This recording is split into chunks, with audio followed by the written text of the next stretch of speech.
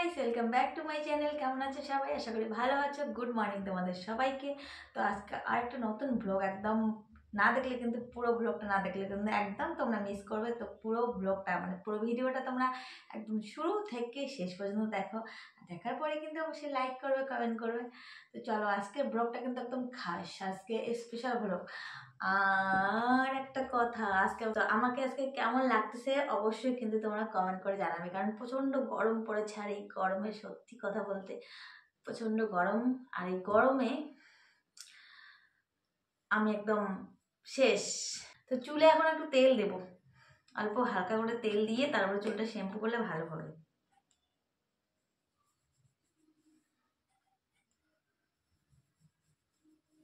বেশি করে দেবো না, কারণ কালকে আমি রাত্রেবেলা চুলে তেল দিয়েছি।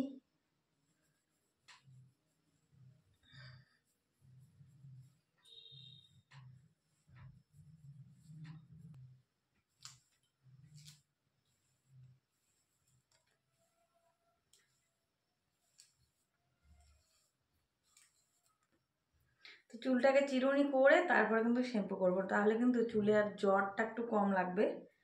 তো আমি কিন্তু শ্যাম্পু করার আগে চুলে চিরুনি করি।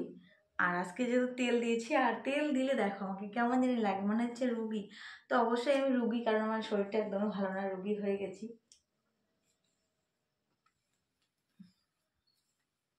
গরমের মধ্যে রুগী হয়ে গেছি, একদম রুগী।